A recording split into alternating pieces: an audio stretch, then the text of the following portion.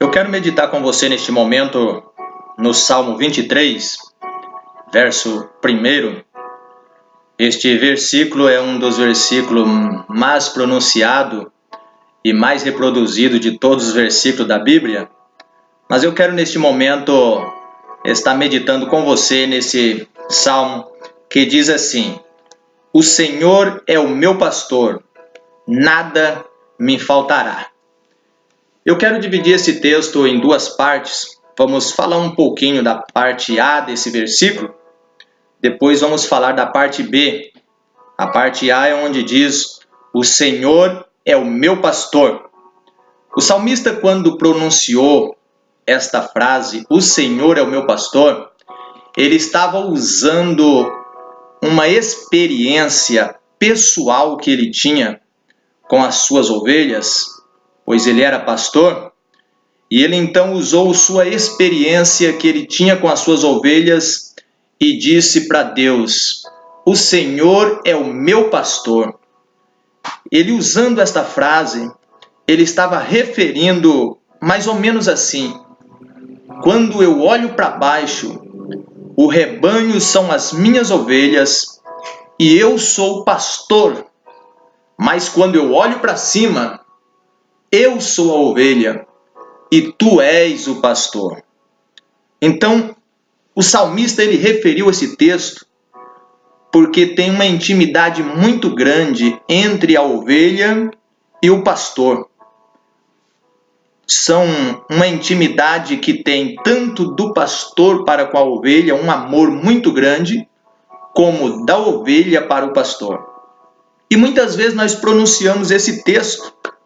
Muitas vezes nós falamos, as pessoas escrevem, reproduzem esse texto e gostam de falar: o Senhor é meu pastor. Mas no fundo, vamos analisar, para que ele seja na verdade nosso pastor, nós temos que ser ovelha.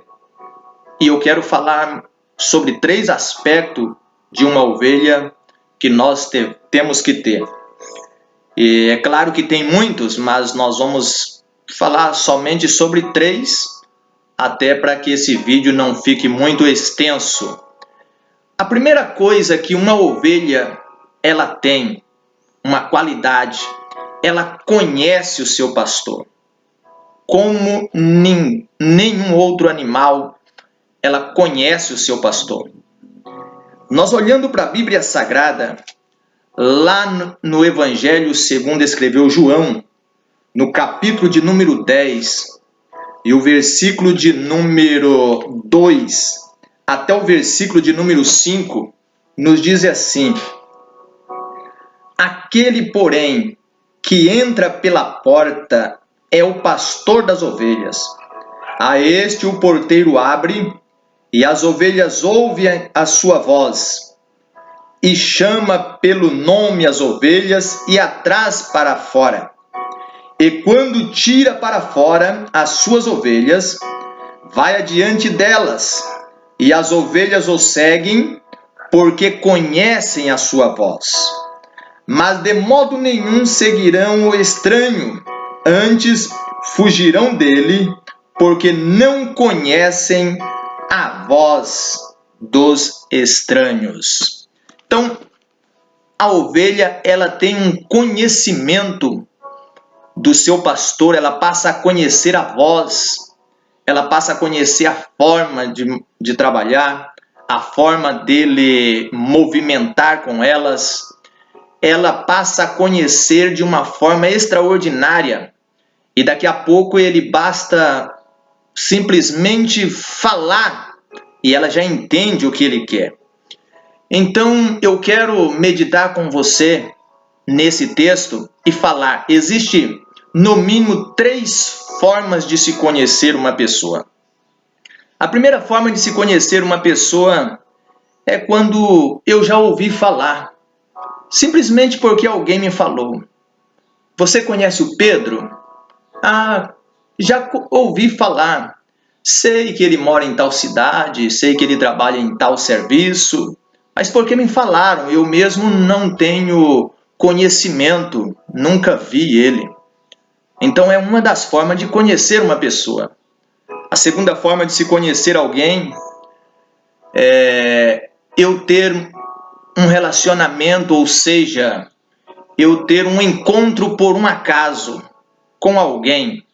Eu vou fazer uma viagem e de repente entramos no mesmo ônibus, no mesmo avião com o Pedro, mas porém foi uma coincidência.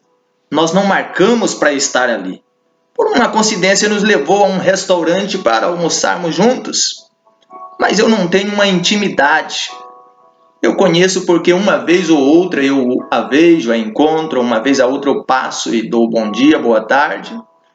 Mas existe a terceira forma de se conhecer uma pessoa, que é aquelas pessoas que têm intimidade com o outro, e essas pessoas nos tornam amigos íntimos. A essas pessoas nós confiamos, a essas pessoas nós confiamos em entregar algo de valor em suas mãos e passamos a ter bastante intimidade um com o outro. Nós temos confiança de contar os nossos segredos, temos confiança de pedir um socorro, de pedir uma ajuda, e confiamos que Ele vai nos ajudar. Então, esta é a forma de nós conhecermos uma pessoa de verdade. E quando somos amigos de verdade, a gente já não faz uma viagem juntos, já não é mais por um acaso. É porque nós programamos. Chamei ele pelo telefone, marquei uma viagem, vamos viajar junto para tal cidade, vamos sentar na poltrona ao lado um do outro, vamos. Assim a pessoa se conhece a Deus. Todas as pessoas falam que conhecem a Deus, mas na verdade tem alguém que conhece ao Senhor somente porque ouviu falar. Alguém falou para ele que o Senhor abençoa, que o Senhor salva, que o Senhor tem bênçãos, mas ele mesmo nunca teve uma experiência. E essas pessoas elas têm dificuldade em confiar no Senhor. E também existe aqueles que têm uma experiência com o Senhor, mas não é grande. Sua experiência é pequena.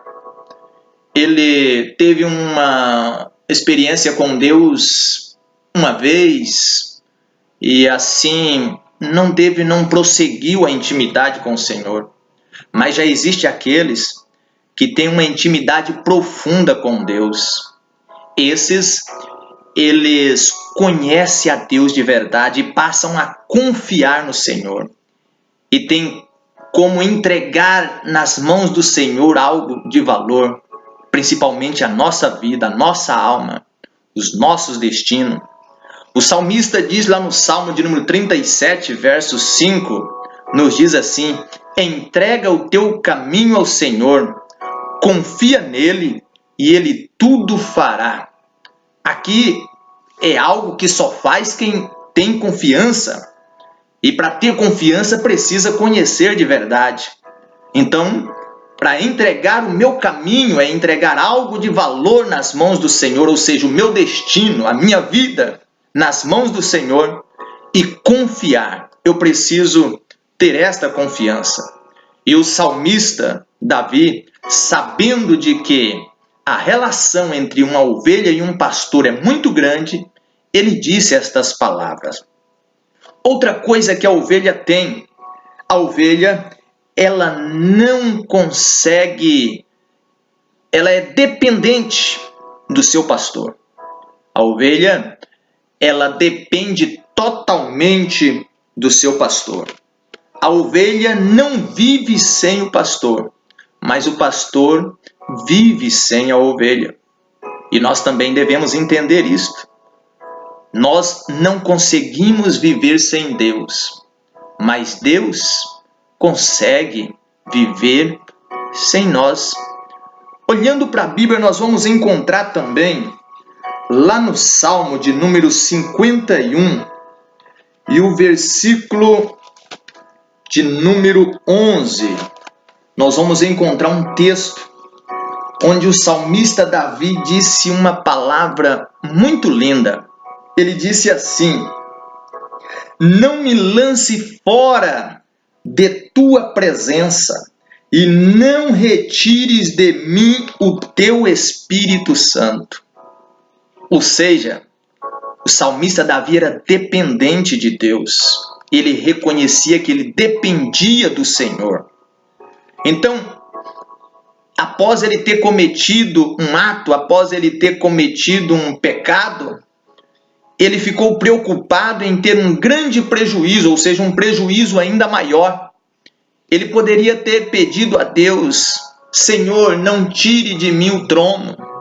Senhor, não tire de mim o ouro, a prata. Não tire a minha riqueza. Mas ele ficou preocupado. Foi com perder a presença e o Espírito de Deus na sua vida. Então ele disse: não retires de mim o teu Espírito Santo. Não me lances fora da tua presença. Que coisa linda, especial, que o salmista então diz aqui nesse texto. Muitas vezes nós estamos preocupados com muitas coisas, mas o essencial, o mais importante, é a presença de Deus na nossa vida. Então eu te convido para conhecer melhor o Senhor. Quem sabe você não conhece? Muito bem, eu te convido para ter uma experiência íntima com Ele. E te convido a ser uma pessoa que se preocupa, que põe em primeiro lugar a presença de Deus, o Espírito de Deus na tua vida. Olhando para esse texto, nós vamos entender que o Espírito de Deus ele é insubstituível. Nós podemos substituir em nossa vida muitas coisas. Você observa uma história como a história de Jó. Jó ele perdeu suas ovelhas, seus camelos, perdeu seus bens, perdeu seus filhos. Mas o Espírito de Deus, a presença de Deus na sua vida, ele não perdeu. Por quê? Ele perdeu 7.000 ovelhas, Deus deu 14.000 ovelhas para Jó. Ele perdeu os seus 3.000 camelos, suas 500 juntas de bois, suas 500 jumentas, Deus deu em dobro para ele. Mas e se ele perde a presença de Deus? Onde ele conseguiria outra? Em lugar algum. A presença de Deus em nossa vida ela é insubstituível. Então, outra qualidade que a ovelha tem, nós vamos falar somente 3, e bem rápido. Ela é obediente. Ela obedece. A ovelha ela não é desobediente. A ovelha, quando o seu pastor fala, ela obedece. Então, olhando para a Bíblia Sagrada, nós vamos encontrar que Davi também tinha esta qualidade. Lá em Atos dos Apóstolos, no capítulo de número 13 e o versículo de número 22, está dizendo assim: e quando este foi retirado, que no caso era Saul, e quando este foi retirado, lhes levantou como rei a Davi, ao qual também deu testemunho e disse: achei a Davi, filho de Jessé, varão conforme o meu coração, que executará toda a minha vontade. Então, nós vamos dizer que o Senhor é o nosso pastor, mas temos que ser ovelha para isto. Indo para a parte B do versículo, diz assim: nada me faltará. Este texto não está referindo que nós vamos ter tudo o que desejamos, tudo o que queremos. Esse texto está dizendo que nós vamos ter tudo o que nós necessitamos. Tudo o que necessitamos, nós vamos ter. É isso que esse texto está se referindo. Existe uma tradução em espanhol, NVI, uma delas que disse assim: o Senhor é meu pastor e nada do que tenho necessidade vai me faltar. Existe também uma tradução aqui em português que diz: o Senhor é meu pastor e não me faltará. É muito importante, porque nem tudo que nós queremos é o que nós necessitamos. Se nós abrirmos a Bíblia lá em 2 de Coríntios, no capítulo de número 12, nós vamos encontrar o apóstolo Paulo querendo alguma coisa, mas não era o que ele necessitava.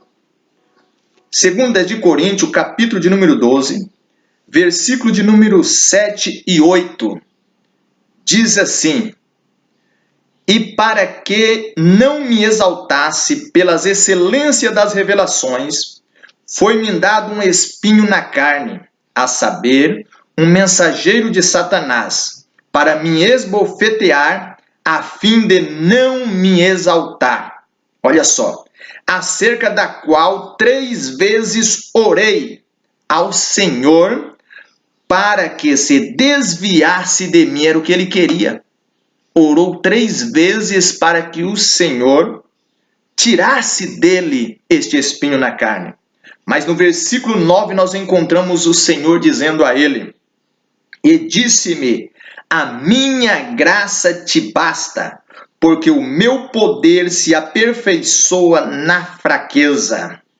Então, o que nós dependemos mesmo é da presença de Deus. É claro que nós tendo a presença de Deus, nós vamos ter tudo o que nós necessitamos, porque o Senhor, Ele provê tudo para nós no momento certo. Aí alguém pergunta, então por que eu sofro, por que eu passo por dificuldade? Tudo tem o seu propósito diante de Deus.